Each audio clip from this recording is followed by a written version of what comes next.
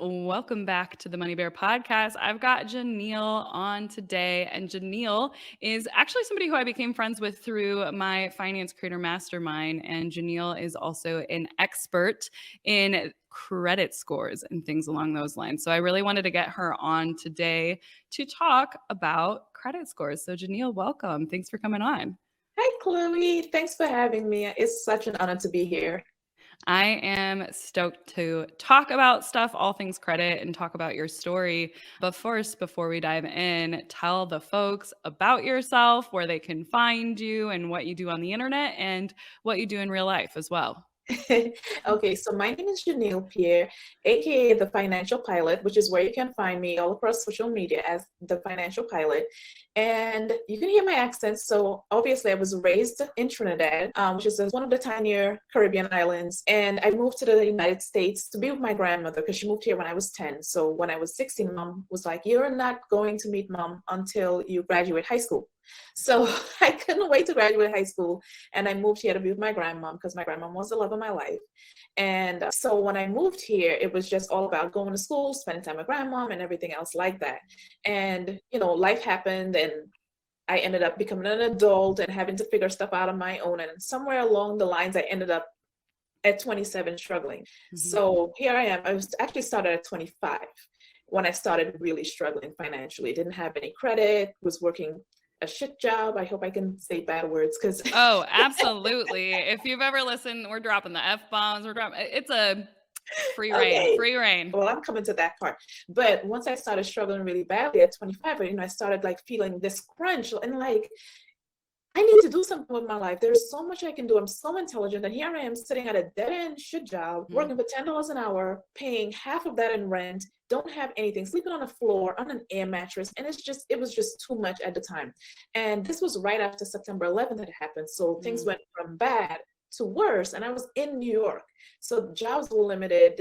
There weren't a lot of options. I didn't have any degrees because I couldn't afford to go to college. That was my Mhm. main plan coming here was to go to college, and I couldn't afford it because, reality hits you. And so now I'm sitting staring down this dark alley and like, what am I going to do with myself? I am 25, 26 at this time. And Mhm. so my friend and I started talking about joining the military. And I'm like, yeah, I have thought about it. I've been thinking about it since 2001 when I first moved here, because September 11th happened 2 months after I moved here. So I was Mhm. thinking about it since then, but I never thought I had the guts to do it. I didn't Mm. think I had it in me. And when struggle hit to that point where that was my only option, I went ahead, I did the ASVAB, and I signed an 8-year contract with the Army. And so during my downtime, I started learning about money. I started learning about credit because I'm like, I cannot stay here. I don't have the money right now, but I can research. Mhm. And so I started doing a lot of research and started doing a lot of reading, started doing a lot of digging up on how I can build my credit because I wanted a better life for myself. Because I'm like, the money's going to come eventually, right? That was the best I could have told myself at the time. I'm like, the money's going to come eventually. So let me prepare my credit for it so I can buy a house and I can buy a car. And once I got into the military, that's when the money started coming in a little bit more consistently, a little bit more, predictably and everything else like that. So I was able to build a good life for myself from what I had learned previously. But while I was building, me being 27, I joined when I was 27 years old. Literally 2 days after my 27th birthday was when I started basic training. And when I got into basic, now I'm 27, all of my peers are younger than I am, and they didn't know anything. They're like early 20s, 21, 22, 19, Mhm. and I'm this older person, and we got to hang together because we're the same rank structure. I can't go hanging with the people that's 29 and 30 because they're in a different rank structure. Right. So I ended up having friends that didn't know a lot about money, a lot about credit. And that's where the whole birthing came through. Like I started loving teaching what I had learned. And I was doing it because I didn't want them to get out of the military and end up where I Mm. was. Because they got in Right. early. But so many veterans come out of the military and they struggle because most part of the reason is because they didn't learn anything about money or how to protect themselves while they were in with that predictable recurring income. So they get Mhm. out and they struggle. So I was like, okay, this is what you got to do. This is 17% interest rate on a car is not okay, especially on a used vehicle. I just started teaching them about the things that I had learned. And that birthed all these years later, birthed the financial pilot. Oh, I love it. I love the origin story for so many reasons. But first of all, 17% on a car. Holy crap. Used That's car, insane. used That's car. insane. Holy crap. But when you're Some of the 19, you don't know any better. No, you have no idea if 17% is good or if 17 is bad or anywhere in between. I remember when I first got my student loans and I was paying around 8% interest. Mhm. I was like I had no idea if that was a good interest rate or a bad interest rate because it's like, no one obviously teaches you that stuff. Yeah. So I have questions about your story because I think it's so interesting. One, that you had this like essentially come to Jesus moment, this moment where you're like, I'm 25 years old, I have nothing to show for like the life that I have built so far, and I don't want to do this anymore.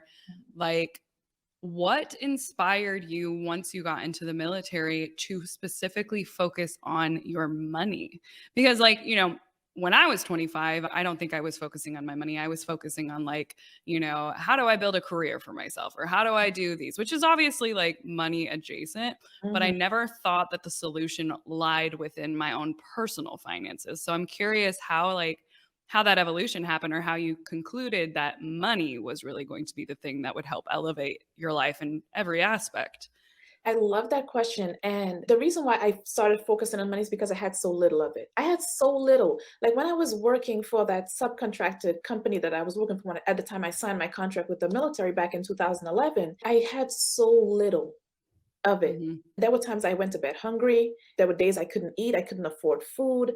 I just did not had enough. My priority was making sure that my rent was paid because on top of Mhm. everything else, I couldn't afford to be homeless. So if my Right. rent was paid and my cell phone bill was paid, that was my two priorities because my family still lived back home. My nuclear family still lived back home. My mom, my brothers, they still live back home. So I had to make sure that I had a way to communicate with my family. Mhm. So the roof over my head, even though I slept on an air mattress for almost a year, that was my priority.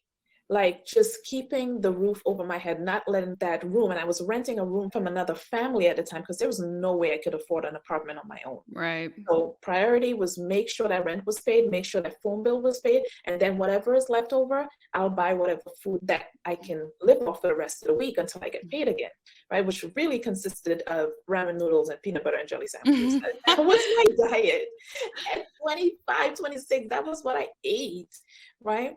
And so because I had so little and I know what it is like to do without, that Mhm. became my focus. I needed to figure out how do I get into this space where I never have to be scared to spend money to feed myself again.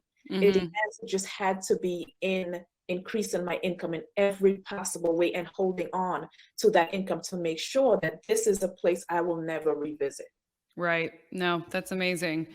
I know too from listening to your story on other podcast episodes and following you on Instagram Mhm. that I remember when you said that when you came to the States, you were like, wait, the credit system here is very different than the credit system that you grew up with. Mhm. Because Yeah. can you talk a little bit about kind of what the credit system was growing up and how that shifted or what that realization was when you got here?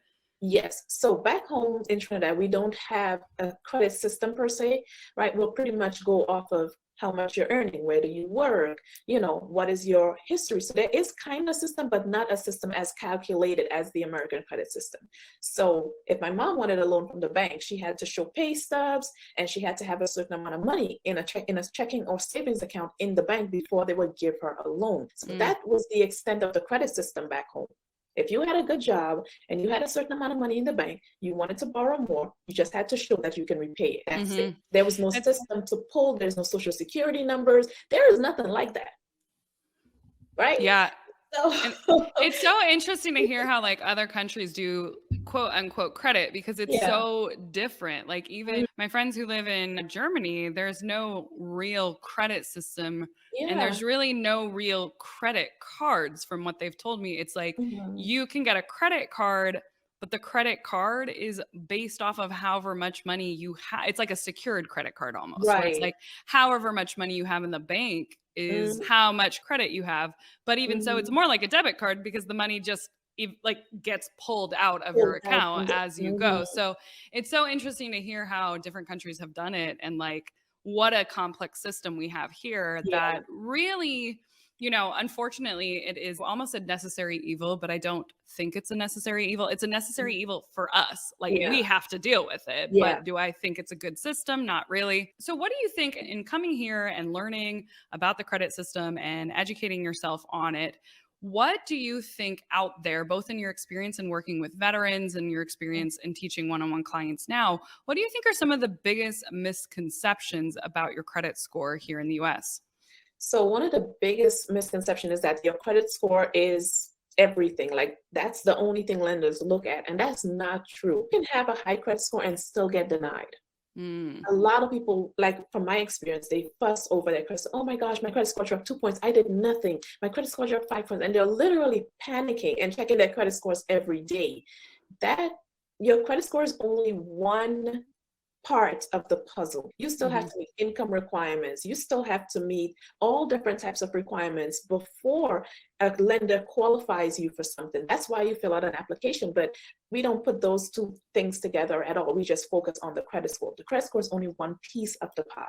Mhm. So that 3-digit raw credit score, kind of toss it off to the side just a little bit. And I always tell my crew, I call them the credit millionaires, focus on the accuracy and the details inside of your credit report, because that's where the information is coming from to calculate your credit score. Your credit score Mhm. does not stand on its own. It determines how much interest you pay, yes, but it's not the only factor that a creditor is looking at when you apply for credit. So that's one of the biggest misconceptions to me. Okay, so that leads us perfectly into, well, what is your credit score? What is made up of the credit score? Like, how do creditors determine it? Is it all the same? Tell us a little bit about that. So the credit score basically it gives you a number that a 3-digit number between 300 and 850 points that determines your risk. What is the risk that if I lend you this money, I will get it paid back to me and paid back on time? So Mhm. that's one of the first things. It's made up of a very complex algorithm system that we don't have access to. That's their intellectual property. But we do know this. There are 5 factors that make up your credit score, which are payment history comes in at 35%. We have credit utilization, which it comes in at 30%. We have length of credit history, which comes in at 15%. We have new accounts or inquiries, which comes in at 10%. And we also have mix of credit, which comes in at another 10%. And that's what makes up, those are the factors that make up your credit score. But with those factors, you still have to consider other things, right? So, but basically, in a nutshell, to answer the question, that's the 5 factors. That's the things that we should be focusing on. Are we making on-time payments? Do we have credit cards and using credit cards? Just to teeter back just a tiny little bit, another huge misconception is that you don't need to use credit cards to build your credit, that you can have Mm. good credit without using credit cards. No, that's 30% of your credit scores is made up of your relationship with those credit cards. So if Yep. you have them and you don't use them, you are automatically not tapping into that 30%, which is equal to about 165 points. Now, if you don't have any, you're not tapping into that 165 either. So let people tell you they have good credit, but they don't use credit cards. And you can tell right there that, okay, let's talk. Let's have a conversation right here. Right, right. So does it drive you crazy when you see misinformation like that being spread by like financial creators? And like obviously everybody who's listening probably knows the one person I'm thinking of who says like credit is dumb. You don't your credit score doesn't matter. We all know who I'm talking about. Like I mean that We don't have to call names on this one or point elbows like we say back home. We don't have to. right. We don't have to name Yes, names, but everyone knows who I'm talking about. yes. But I it drives me crazy seeing that It sort of drives thing. me absolutely bonkers. And right now, I've started doing research, but I haven't yet finished on people's feedback now that they have done that for a couple of years. I want to see how they feel now. Because the thing about credit is this, it's more than just borrowing money. Your Yep. credit is tapping into so many things now. It's more than just you needing a loan, or it's more than just you want to buy a home or a car. Your credit score now determines the rate of insurance that you pay on your home and your Yep. auto, on your vehicle. There are jobs whose qualifications process is dependent upon your credit, Mhm. right? So, like for example, I had a client come to me not too long ago, got a job offer to work with the FDIC. Credit was a requirement to get that job, right? Wow. There are a Yeah. lot of jobs. If you work in the banking system, if you work around insurance, if you work around numbers, if you work around very sensitive information, a credit check will be required, because these employers, they want to know and see what is your relationship with your money and with other people's money before I put you in front of Right. this type of information. Some jobs you have access to people's bank accounts information, right? So they want to see, because these things come up, and I tell my credit millionaires this all the time. These things come up based on studies and based on behaviors and patterns that they have noticed. People with poorer credit scores tend to do certain things that people with higher credit scores don't tend to do. And we see that credit is being added into more and more different things. So what that whole rhetoric about you don't need a credit score and your credit score should be zero, or you should never build credit, that's actually very harmful to people. Oh You yeah, it's it's incredibly very harmful. It's especially to minority communities and marginalized communities, Mhm, like spreading this message that it doesn't matter. So if you're not building it, it's like, well, how are you ever going to get a good interest rate on a loan someday? Or how are mhm, you ever going to be able to start building generational wealth by buying property if that's the route that you choose mhm, to go? And like mhm. you said, I mean, credit is so mixed in with everything we do these Everything. days. It wasn't always that way. Like you could get a cell phone without having to have a good credit score. And Yes. it's like Mhm. now it's in every aspect of what we do in our financial lives, even things we wouldn't expect. Yes. So the importance of a credit score, even though is it stupid in a lot of ways? Yes, Yes. but is it a necessary evil? Unfortunately, yes. As long as it is like something that our financial systems continue to use, it's something that Mhm. we have to know how to leverage and Yeah. improve. Mhm. So for you, or for somebody who is like listening and they're like, okay, interesting, didn't know my credit was that important, didn't know I needed it in order to, potentially get a job or get housing or anything along those lines, where the heck do I begin? How the heck do I start building my credit? What are some tips that you have for that? So building credit, I actually love building credit because this is where I started. I started from the bottom with nothing at all. Mhm. So and it took me a long time to really learn the system and how to, get credit. But one of the easiest ways now that you can start building credit is with a secured credit card. Mm-hmm. I wish somebody would have told me that back in 2010. Because I Right, was out there right. applying for all types of things. And I'm like, I want to build my credit. I want to buy a house. Like, I started building credit when I had nothing, Yes. nothing to my name whatsoever. Right. And that's another misconception too. They think that you have to have a good job. You have to make money in order to build credit. That's not true. You need an income, yes, but you don't need to be making six high six figures in order to build credit at all. Right. Well, and if I So remember right, you had spent a couple of at least months, if not years, mhm, applying to credit cards like over seven and months. over again. 7 Yes. months applying to every different credit card company on the face of the earth. I went to the mall one Saturday and I was just in every store trying to apply for credit cards, and everyone was turning me down. And I got so depressed. It was so discouraging because I'm like, I'm a good person, but I pay my bills. I don't have any debt.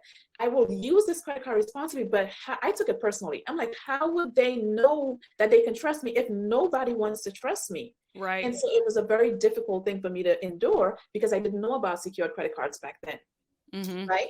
And so I just gave up entirely. I gave up. I just stopped applying and I just sulked for months. And eventually I was banking with Chase Bank at the time, and Chase Bank sent me a pre-approved offer for a credit card. It was like, you're pre-approved for this card, you can go ahead and apply for it. And I was jumping up and down and I was so happy. I was like, yes. And I applied for the credit card and it came back $250. And I was like, Like, I will take it. A win is a win. a win is a win. But I'm like, this is so insulting. My MetroCard Yeah. to and from work was $103 per month. If I buy one thing, and that's already more than, the credit card is already maxed with just buying my MetroCard. So that's Insane. what I did with that credit card. I bought my MetroCard and I paid it back in weekly amounts. And that's how I started to build my credit. It's funny now, but back then it Oh, was it'd be not funny at all. yeah, that would be so frustrating. It's insulting, It first is of all. insulting. And like, how long do you remember by chance how long you were stuck at that low limit? Like, did they quickly increase it, or was it like you were stuck at that limit for like a year? I was stuck there for a little bit, yes. I was Yeah. stuck there for a little bit, about It was about 7 or 8 months after building, using that credit card consistently and responsibly and building up some credit. Then Capital One sent me an offer, pre-approved offer in the mail again. And it was like, we'll start you off at 500. If you show that you can use the card responsibly, we'll up it to 750. And that's what happened. And then from there, just building and finding out more and applying for credit limit increases and applying for other credit cards. Eventually, I applied for my first car loan and I got it. And then by 2013, I had my first house. So I Okay. started back in 2010, and by 2013, I had built my credit up to a median of 702, and Mm. that was good enough to get me my first home. Nice. That's amazing. And I mean, what a Mhm. journey starting with $200 and like getting to the point where you were then able to Mhm. secure a home loan. Okay. So then going back to, I mean, we kind of hinted at how do you build credit through Mhm. your own story. But if Yeah. somebody comes to you and they're like, hey, I'm starting from nothing, what do I Mhm. do? Like, do I do the exact same thing you did? So Or what are your tips? So secure credit cards and stay with the Mhm. major credit card companies. Don't go to like store. Don't try to get credit cards from stores and stuff. You want your credit cards to be able to, you can use them anywhere without restriction. And what I love now that was not an option for me when I was building back in 2010 when I first started is you can go online and type in companies like Discover, Chase, Capital One, City, all not City, scratch City, Chase, Capital One, Discover, Bank of America, and you can do pre-approval. So you can type those companies' names in, type in pre-approval at the end of it, and fill out a pre-approval form. And Hmm. they will let you know whether or not you qualify for their cards and which one of their cards you will qualify for without doing a hard inquiry. I had so many hard inquiries on my credit when I first started, it didn't even make any sense. Yeah. It's So, like you're already, it's like kicking you while you're down. yeah, which is a bad thing. A lot of inquiries like that back to back to back is not good. But Yeah. now there's the system in place where these companies would let you know if you are approved and which cards you're approved for. Amex is another card too, but Amex is high. So I would never suggest that you get started off with Amex, but I'm just giving you companies that will let you know if you're approved before, Yeah. right? So I'll start off with Discover and maybe Capital One and see if Okay. they will approve your secured credit card that way. Now, with the secured credit card, the limit is equal to the deposit that you put down. So you may have to start with $200 secured. Don't start with higher than that. It doesn't make any sense, right? It doesn't do anything additional for you to put $1,500 down on hold, on lockdown, just to build your credit. 200 Right. is good enough. So I would say start with Discover and Capital One. See if you're approved for their secured card. After about 6 to 8 months of showing responsible usage with the card, there is a possibility they can graduate you to an unsecured card, increase your limit, and give you back that $200 deposit. Okay. Right, so you can start there. So that's revolving accounts. And then for your installment accounts, you can do what's called a credit builder loan. One of the companies that I don't work with them at all, but I like to recommend them is Self. Self will give you a short-term loan for a minimum of between 12 and 24 months. And that money, instead of giving it to you for you to hold on to or do whatever you want with, they put it into a CD. And Mm. then you make payments on that for that 12-month period or that 24-month period. And at the end of it, they'll give you back the money minus any fees and interest that they charged you. And you will know exactly what that is before you even sign up because they're very transparent on their website. So it will let you know exactly how much money you will get back at the end of that period. So those are two things that you can do: two secure credit cards and a self loan. I love that. And the credit builder loan, you said the company is Self, SELF, Self.inc. Self dot Self.inc. Inc. Mhm. Okay, very cool. The credit builder loan was something I just discovered probably about a month ago. And I was like, oh, I had no idea these things existed. Yeah. But what a great way to not only build credit and build an emergency fund, essentially, because that Yeah. money you get back. So You it's get all, it back. And that's why I yeah, like them. I think they're really onto something when they came out with that. And that was not an option for me back then. So yeah. everyone that have these options now, and again, this is something that they don't do a credit pull. And another thing that Self does, or most credit builder loans will do, is they'll report to all three credit bureaus. So you're Oh, getting okay. the opportunity to build your credit across all three credit bureaus. So Well, that's really good. and on top of it too, having a like loan, an installment loan like that would help with the credit mix, whereas just Yes. doing the secured credit cards would only be one type of credit. So like There'll if be one somebody's type revolving. right, so if somebody's like never had student loans or they've never had any type of Right. installment loan and that's the thing that's Mhm. holding them back, that's a fantastic idea. So Yes. awesome. Okay, then how about on the flip side, Mhm. somebody who has credit but they don't have very good credit? What are your number one tips for what do you do if you've got terrible credit? So my number one thing that I want you to understand is that once you realize that your credit score is below what you want it to be, you need to go pull your credit report to find out exactly why. There might be things in there on that credit report that might not even belong to you. That happens all the time. That we have 385 million people living in this country. A lot of us have very similar names, right? So Right. sometimes things get put on the other person's credit report that has nothing to do with them. So you have to go into that credit report and start looking at what is holding your credit scores down. You'll see something that's a section that says potentially negative. And if you see an account that's potentially negative, you start analyzing it. Start looking to see if that account is yours. Start looking to see if they're reporting that you owe something on an account that you don't actually owe, but really take the time to scrub and analyze your credit report. Once you know what the problems are, you will take steps to improve it. So if it's accounts and collections, you would want to either hire someone to help you. I do have a credit repair company, by the way, which is what I help people do. And Hmm.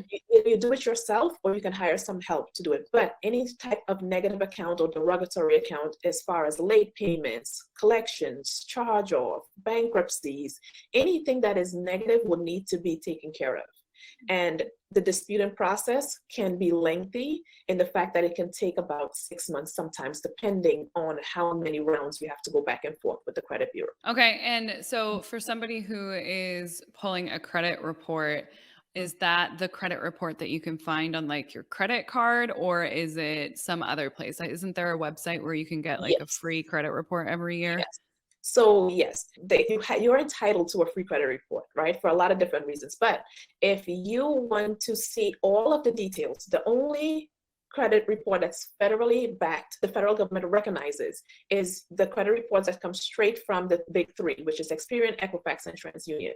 You can pull these reports from annualcreditreport.com, and they will Okay. be very in-depth, very detailed reports that will give you all of the information on all of your accounts, plus your personal information and any inquiries that you have incurred on your credit report. So Okay. that's So where you again, want annualcreditreport.com. that So com. anybody who is like, I'm ready to get my free credit Mhm. report that has everything on it, that's really Everything. where you want to go. And That's that's where going you to go. have one thing we skipped over is that your Mhm. credit score too is multiple scores. There's not just one credit score, which I think is That's also right. a misconception, right? You Yeah. mentioned the Vantage, Equifax, and Yes. Experian, but Mhm. even within those three credit bureaus, which each of them may have a different score, but Yes. within each of those, they have either, isn't it the Vantage score or the FICO score? Right. So the back in 1980, not to give you too much history on it, but we have two main different types of score models that are used to calculate your credit scores. The main one, which was being used since 1989, is the FICO score version. So most people would look at what's called a Vantage score model, right? With Vantage 3.0, which you get through Credit Karma, Credit Sesame, all of these free credit monitoring sites. And there's nothing wrong with that, but understand that the majority, 90% of creditors would look at your FICO score. And then within Okay. that FICO score, there are different models. So if you're applying for a home loan, your lenders will be looking at FICO score model 2, 4, and 5, right? Mm. If you're applying for a car or a credit card, they may be looking at FICO auto loan 8 or FICO bank card 8 or there's different models within those two credit scoring The I mean, they're credit score models, types. Yeah, they're right? the model, and then Right. within that, there's There's versions of more, it. there's different ones. Right. Yes, so right now Okay. Vantage is up to Vantage 4.0. You would mostly see your Vantage 3.0, and then FICO, there's 2, 4, 5, there's FICO 9. Then recently there's also been FICO 10 and 10T, but no one is really using those models just yet. But Right. that one, just for education purposes, they'll be taking into consideration your last 24 months worth of payment history and different things like that, right? But no What one is gotcha. using that just yet. So right now Well, it's and mostly FICO 8. the folks who are listening and they're like, "Oh crap, you mean I got to like keep track of all these different scores?" And no, you don't need to keep No, track of all these different no. scores. Essentially, the same thing that's going to make your FICO score a good score, Mhm, the same thing that's going to make your mhm, Vantage score. So it's like the skills, the paying things on time, the having a mix of mhm. credit, not using a lot of your credit, things Yes. along those lines. Mm. That's going to apply regardless of what type of credit Regardless, card if your your or credit if score. your credit profile is healthy, your credit score is gonna be healthy, period. Yes, right? but So you that's may see like slightly different scores, right? yes. Because they do have slightly different scores, but just Mhm. know that as long as your behavior with your credit Mhm. cards is good and your credit is good, your Yeah, credit score should be good. So, right. okay, I remember hearing that for the first time a few years ago and just being like, "Wait, what? I thought the credit And score was like one credit score." no, and another reason why your credit scores will differ between the big three, Experian, Equifax, and TransUnion, is because they all have different information on you. Because Right. your creditors have to pay to report your information to the credit bureaus. Yeah, and they're So not always going to do it to all 3. exactly. So sometimes Mhm. a creditor, let's call, for example, Bank of America. Bank of America may only report to TransUnion. Mhm. Whereas, let's say Self will report to all three. So each one of the credit bureaus have different amounts of information on you. So you will never really see the same credit score across the three credit bureaus. It's But your almost like it's purposely confusing. it's definitely not a walk in the park, and the system is definitely it leaves a lot to be desired. But if you learn the system, you can use it to your advantage. Yeah. That's all it takes. It just takes some knowledge and just use it to your advantage and leverage your credit to get the things that you want, the things that you need, and leverage your credit to build wealth. You can Mm, absolutely do that. 100%. I love the the note of, yes, it's a broken system and it's not a system that we necessarily like, but you have to understand the system and use the system to your advantage. Because if you Yes. don't, then the Mhm. system is going to use you to their Ex advantage. listen, absolutely 100%. That is facts on facts on facts. You have Mhm. to use it's either you use the system or the system will use you. And at the end of the day, you're the one that's going to be losing because all of these data collecting companies, all of these credit bureaus, there are hundreds of companies right now that are collecting data and selling it to all different other types of companies using your information, Mhm. right? And you have to make sure that the information that creditors are seeing on your behalf with your name attached to it is correct. You will Right. never apply for a job with an old resume. So Mhm. why are you applying for loans and credit products with information that you have not verified as accurate yourself? Yeah, that's such a good point. I mean, no one would dream of using a resume from 5 years ago. Like, Exactly. Not if you want a you good job. no, not if you wanted the job, that's for sure. Very interesting. Okay, before we get to like a couple of the fun questions, because I know Mhm. we're on a little bit of a time pinch because she's off saving the world and helping people with their credit scores. You had briefly mentioned like working with someone to help Mhm. repair your credit. And I Yes. know there are various ways of working with people. There's, Mhm. the debt consolidation folks, there's the credit counselors, there's credit repair companies, there's like all these different things. Can you give us kind of like a brief overview of some of those options and kind of what you do? Okay, so yes. So there are a lot of different ways you can fix your credit. Number one, you can do it yourself. And that is something I say all the time, not only because I'm legally required to as someone who owns a credit repair company, but just because it's the right information to give. I want everyone who listens to me and who trusts me to understand that they have options when it comes to fixing their credit. I tell them all the time, the reason I exist and my company exists is to take the pressure off of you. If you don't Hmm. have the time to do it or you just don't want to be bothered, we are here to help you do that and walk you through the process, right? But you can everything that we do it legally, and you can do the same thing is because the laws gets deletion, not because we have some secret sauce. It's the laws. The law says that your Right. credit report has to be a certain way, and so we just follow that to do the disputes on your behalf. Debt consolidation, like I said earlier, one of the biggest things that impact a lot of people's credit score is the fact that they're using too much of their available credit. They have too Hmm. much debt. So one of the quickest ways to improve your credit scores is to pay that debt down. I do have an option in my program, my Sapphire Credit Improvement Program, that helps people create a debt repayment plan for those people that, just need some help creating a plan to bring that debt down. However, you can go to nonprofits. There are nonprofits out there that will help you do the same thing. All of this is in my contract, and I always say these things to my clients as well too. You have options. They don't, nope, I want you. Okay, fine. Right? But all of those information is out there. The one thing that I do sternly warn against is debt settlement companies. Yes. Debt settlement is not debt consolidation, and they will tell you everything. When they're finished talking to you, they'll make you feel like the sky is really green and not blue. And then before you know it, your entire credit profile is destroyed, and you have paid them thousands of dollars that you could have used to pay your debt down. And then you still have to turn around. and fix your credit and also lose those relationships that you were building with those companies. When we borrow money from companies, we are building relationships with these companies. And when you hire a debt settlement company to negotiate you paying less than what you agreed to borrow and repay, you can end up, and then that account goes into collections or charge-off status. You have just destroyed that relationship with that creditor, and they could possibly blacklist you. Right? So that's the one thing that I warn people against. Please do your own research, do your due diligence, understand what you're getting into, ask questions. If it doesn't feel good in here, walk away from it. Don't let people talk you into doing things.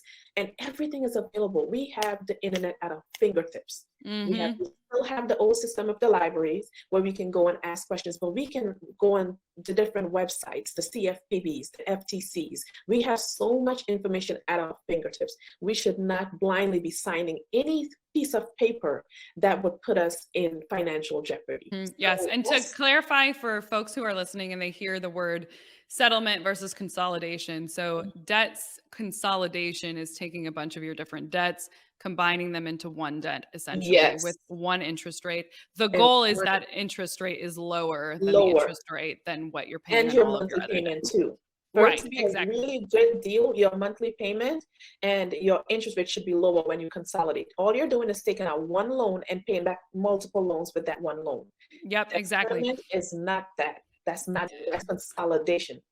Right. Whereas debt settlement is really working with like a team where they're going to call these lenders and they're going to essentially settle on a lower amount, which will impact your credit because they'll, instead of putting like this debt is in collections, they'll put like this debt has been settled. So that's only a part of it. So what they do when they're negotiating to get you to pay less than what you owe, they're telling you to not make payments on your debt, to put that payment into a separate account. So now you're 30 days late, you're 60 days late, you're 90 days late, you're 120 days late. Accounts are getting charged off and accounts are going into collection status while they're negotiating for you to pay less than what you owe. And you're taking the money that you was once paying on your debt and making on-time payments, and you're putting it into an account and you're paying them high fees and interest and everything else while they negotiate. And a lot of creditors will never work with a debt settlement company. Well, and on top of it too, you're doing all that. And with the debt settlement company, if I remember correctly, there is no guarantee that they're going to be able to settle your debt. And granted, if I remember right, the debt settlement will not take money unless they can actually like settle your debt. But all the damage that you are doing by letting those payments go, that does not disappear just because the settlement company wasn't able to get you a settled debt. Exactly.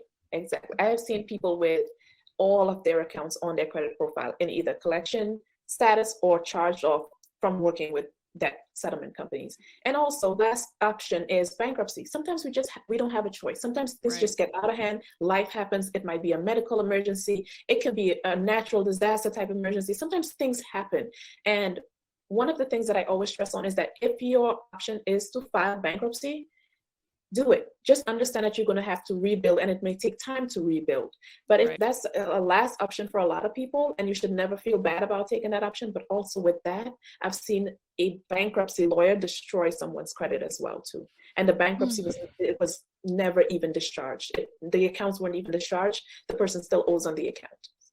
And all my gosh, are in collection status and charge off status as well. And now she's being hounded after handing over $15,000 to a bankruptcy lawyer. So please, if you can understand my voice and my accent and everything else, please do due diligence before you sign up for anything.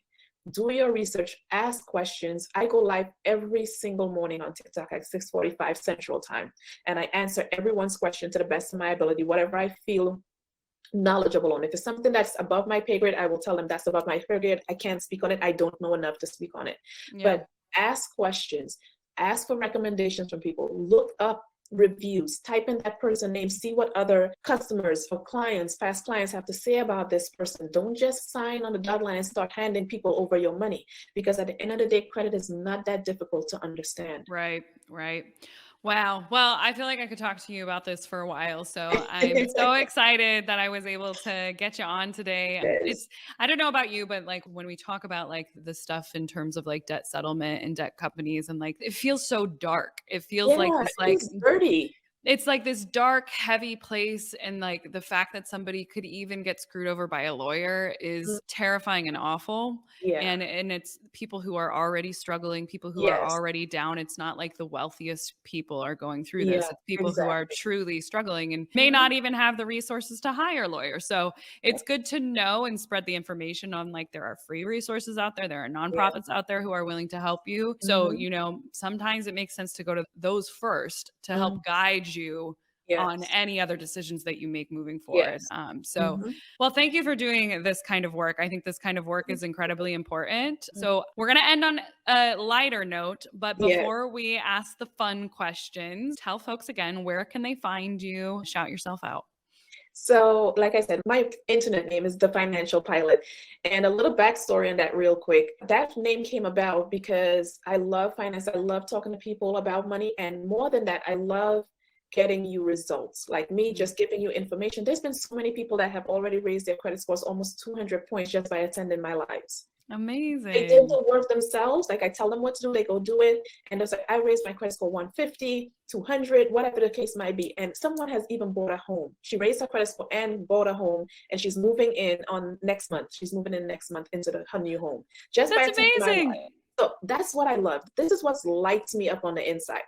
Just knowing that you don't have to struggle the way I struggle and knowing that you can get the results and do the things on your own. Mm. Once you understand the information, you can definitely do it. And I am on. So, anyway, I was talking about, I got distracted real quick, but squirrel brain. But the name The Financial Pilot came about me. One of my dreams, one of my big dreams was to become a pilot. Mhm. And this dream started when I was 17 years old. And I thought I was going to do it in the military when I was in the military, but I decided not to. And I just did the job that I had. And then I ended up getting hurt in the military and taking a medical retirement, an early medical retirement because of just how severe my injuries were. Mhm. And last year, I ran into a female pilot that was pregnant at the time. I didn't even realize she was pregnant. I was just so enamored talking to her. I didn't realize that she was pregnant. And she started talking to me about her job and what she was doing and everything else like that. And I'm like, I always wanted to do that. And she said, you should. And I'm like, you know what? I should. So I started pilot school last year. So that's That's so where the name, cool. I joined both my old passion with my new passion, and that's where the financial pilot comes from. I But love that yeah, so much. That's so cool. What yes, a I have to fun finish. meaning behind it too. Yes, there's a very deep and very meaningful definition behind the financial pilot, but it's my goal to get my private pilot license this year, before the end of this Yay. Oh my year. gosh, that's so cool. What an amazing hobby. Like, Yeah. holy crap. I love that. Congratulations. So And I'm thank excited for you. you. So that's the easy way Yay. to remember where to find me. It's the financial pilot everywhere. And the name of my credit company is Sapphire Credit Consultants. Sapphire because it means prosperity, peace of mind, and serenity. And that's how everyone should feel when it comes to their finances. Heck You should yes. be And able to experience that. we'll put links to that in the show notes for sure. Yeah. So awesome. Okay. I have two fun questions for you. I'm going to ask the first one that can sometimes get a little heavy depending on your first money memory, but what is your first money memory? So I don't know if anyone has ever experienced this because I grew up in the Caribbean. I grew up on an island. Back then, it was back in the 80s, it was very safe. And so moms, grandmoms, uncles, aunts, everyone, whoever will send the little kids to the shop, those little corner stores, or we had those little things we Right. called parlors. Mhm. So they will send somebody, I can't remember who, but they gave me money and sent me to the parlor to get them cigarettes as a baby. Oh my gosh. As soon as you started talking about the corner stores, I bet this is what it is because I've heard people talking about that like on podcasts and stuff where they're just like, oh Yes, yeah, I used to like buy my mom cigarettes when I was like yes. 7 years old. Yeah, I was probably about 6 years old at the time when someone sent me to the parlor to get them cigarettes with probably 50 cents. Oh Go my get me gosh. two. That's so funny. Like, what a time. What a We, time. if we did that now, we would probably get arrested. Right, right. Yeah, because it's a minor buying a tobacco Buying product. So tobacco products. Exactly. But that was my first purchase that I can remember being just tiny. And I was so little. I was like 5 pounds when I was born full term, but my oh mom my was a gosh. tiny lady. So I Yeah. was always very little, and then I don't know what happened, but I was always a very tiny little person. So imagine this little baby girl walking with 2 quarters in her hand, going to the shop to tell them this person said to bring me cigarettes. Oh my gosh, that's so funny. And like, did you know like the type of cigarettes that she would like? Did you know the brand and like the type? I think they wrote it down on a piece of paper. Okay, that's so Yeah, funny. they Oh my wrote it gosh. down on a piece of paper and gave me the 2 quarters to go get them 2 cigarettes. That's adorable. Oh my gosh, what a cute memory. All right, and then my other question, is there anything that you're binging right now? That could be a show, a podcast series, a book series, or something Oh that you're just gosh, like currently obsessed with? I'm obsessed with self-development. Mm. Absolutely obsessed. There was a time in my life when I exited the military, all of the traumas that I experienced throughout my life, by the time I got out of the military, it was the one thing that I loved. Like I had went Mhm. through so much before that, and then I found this career that I absolutely love, and I was blazing trails. I mean, I Mm. was so good at it, and then I got hurt in the Mm. middle of one of my biggest accomplishments. I got hurt pretty terribly, and I didn't want to get out. Absolutely did not. And so when I realized, okay, I can no longer physically do this job anymore. It's too painful for me to do this job. I told my doctor after him 6 months of him pushing me to get out, I was like, okay, fine. I concede. I give up. Wave the white flag. You can go ahead and process me. Right. Mhm. And the following 90 to 120 days after I got out, I went through severe depression and anxiety. Yeah. I had just lost the one thing that I loved. You know, Right. I was 27 when I found my career, first of all. Let's remember that. And so Mhm. me losing it at the height of my career was freaking annoying. It was just horrible. And devastating, It was especially like devastating. in a country where we really identify with what we do. I mean, Yes. so much of our identity is tied and not Yeah. and that's not necessarily a good thing or a bad thing, It's but it's like not it's not the worst thing because it worked for me, but I didn't right. realize how much I was into my job and into my responsibilities as a soldier and a leader. Right. And so when that was taken away from me and I woke up, I was like, wait, I don't have to put my boots on. I don't have to put my jacket on. I have to do these things anymore. Who am I? Like I had Right. no clue who I was. And so that threw me into uncontrolled depression and anxiety. And after doing that for about 3 to 4 months, I was like, okay, well, we can't give up. I was, I think 34, 35, 36, somewhere around it, 30, about 36 years old at the time. And I'm like, okay, well, what am I going to do now? Because I can't lay in this bed forever in the dark. Right. And I started, my friend introduced to meditation and binaural beats and Louise Hay. And then I just started down that path. And it's one of the most beautiful journeys I've been on in my entire life. So I started with Louise Hay, and then I graduated to Abraham and Esther. And Mhm. then I graduated to Dr. Wayne Dyer. And then I graduated to Dr. Joe Dispenza. And then I just started, it's just an amazing thing. And to now to the point where I know I'm doing a lot, but I'm also getting certified as a transformational soul coach Oh, because that's so me cool. having going through all that I went through with the depression and the everything else, the traumas, I am now able to incorporate that into my work for people who are Yeah. financially traumatized by Right. different experiences. So I'm really into right now meditation, soul work, just vibes, energy, everything like that. Yes. Crystals. I'm absolutely obsessed.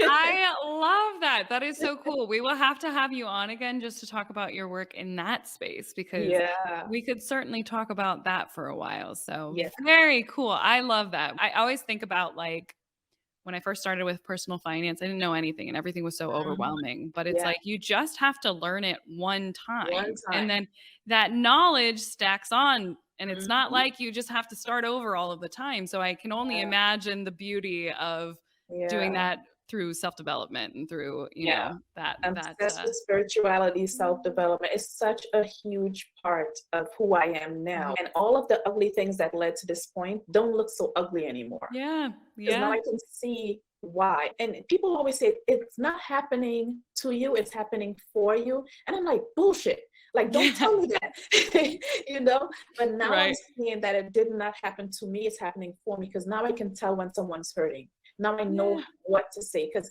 I'm trained as a coach, I'm trained as a financial counselor. I have all of these different trainings and certifications. But when it came down to people that were really deeply hurting, I didn't have the skills then to comfort them. And the last thing you want to do is say, at least you don't, Right. Right. right? At least you Mhm. have, or at least does not work. I remember one time I told my story, and it was a story where I got put out. And someone said to me, well, at least you something. And I'm like, when it's December and it's freezing cold outside in New York, there is no at least, and you have no money, and someone just told you you had 2 weeks to leave their place and go find someplace else to live when you have no money, there is no at least there, No. No. right? And, So like, it, somebody to, like, try and invalidate you in that way, and, yeah, sometimes I think that statement comes from a good place where they're, like, yes, trying to make you feel feel better, better. but Mhm. often it comes from this place of, like, "Well, my situation is worse than yours," and it's like, Yeah, "Let's think about yeah, empathy for a second." yes. Me learning how to meet people where they are in a Right, comforting place and to strengthen them instead of invalidate what they're right. going through.